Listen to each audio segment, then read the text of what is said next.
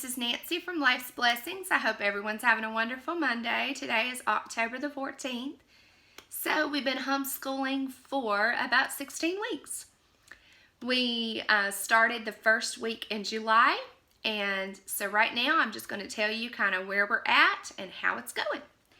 So we're reading our first chapter book to read as a family, which is Mr. Popper's Penguins.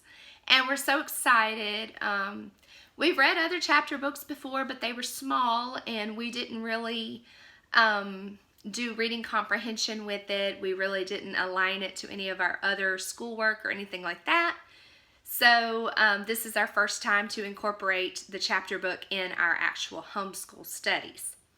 So, like I say, we're reading Mr. Popper's Penguins. It's going really well. I thought that we would read it a little more slowly than what we have been doing, but the kids have really enjoyed it, and they can't wait to get to the next chapter.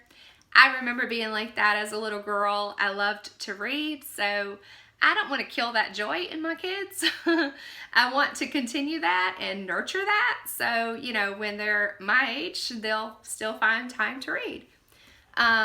So we are going on to the next chapter as they wish, but I am pausing or trying to pause after each page or two to make sure that they really understand what we're reading, because some of the words do go above their heads, but they get the gist of the message of each page. And anytime there's any word that, you know, they're unsure of, they say, "Mama, what does that mean?" You know, and if I'm not sure whether or not they understood, then I'll ask them, "What does it mean?" or "Have they any clue?" So this is actually correlated to our science study. We are studying about birds in science, and so I thought this was a great time to go ahead and dig into Mr. Popper's Penguins. And also, Mr. Popper's Penguins started out in September. When you read the first chapter, it says that the date was September the 30th. And so we started reading the book a few days after that, October the 3rd, 4th, something like that. And my son picked that up very quickly, that it was around the same time frame. It's set in fall, and it said that Mr. Popper did not have work in fall. And so Joelle said, "Hey, Mama, it's fall time for us too, just like it is for Mr. Popper."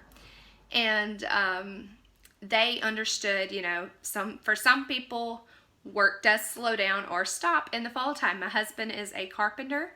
He does remodel and remodel building and, you know, things like that. He also does a little bit of plumbing, electrical work. So thank God he's had year-round work the last couple years. But when we first got married, when he first started out his business, he would nearly have to stop come fall time, and especially in the winter time, he would have to stop. So my kids are well aware that work does slow down in the winter and fall months for us. And so that was something that, you know, my kids could relate to as well. So anyway, we are stopping after each page or 2 pages, talking a little bit about it. They're really enjoying it. We've also started watching the movie. The movie is very different than the book, but nonetheless, they are really enjoying the movie as well. They were able to point out the differences to me. That was one thing I told them before they started watching the movie. Please tell me the differences that you see in the movie. Let me know how it's different from the book. And they started telling me as soon as we started watching it, there were major differences. So they were able to point those out to me.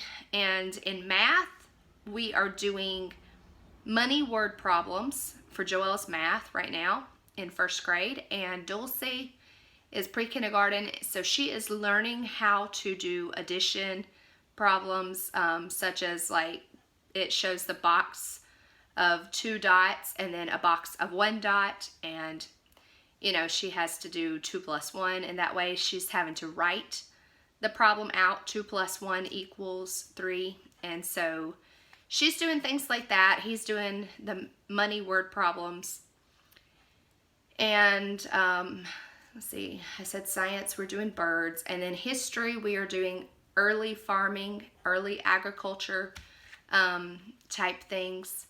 We are learning about all that, and I'm teaching my kids the worldly view as well as the biblical viewpoint. And so anytime that, you know, we see something in our history books are not Christian. So anytime we see anything in our history books, that is a good, you know, way for me to just go ahead and bring out the Word of God and teach them. You know, not everybody believes the way we do. They're all different belief systems in the world. I like to be honest with my kids. I don't want to just give them the Bible and just tell them to run with it, because when you shelter your kids like that, sometimes problems come up when they get older. So I don't want that for my kids. I want to be honest with them from the get-go about, you know, the different viewpoints. And, you know, even in Christianity, there are different viewpoints. And so I try to share those with my children, even though they are still young. So yeah, that's what we're doing in our homeschool right now. And of course, we're still working on spelling and things like that. We do homeschool challenges still on our chalkboard. That really works out well. And if you want to know more about that, then ask me down below and I would be glad to share. Another thing that we are doing right now, let's see. There was something else I was about to say. Don't remember what it was. Oh, in our Bible, we are in Psalm 122, I believe. So we are talking about God's goodness, God's greatness, and how He is all powerful and that we can depend on Him no matter what we're going through. And so I find that that is a very timely message as well. So, all right, that concludes our update for our homeschool, and I hope you enjoyed. And give us a big thumbs up if you did, and don't forget to subscribe to our channel if you haven't already. Thank you so much for watching, and God bless, and have an awesome week.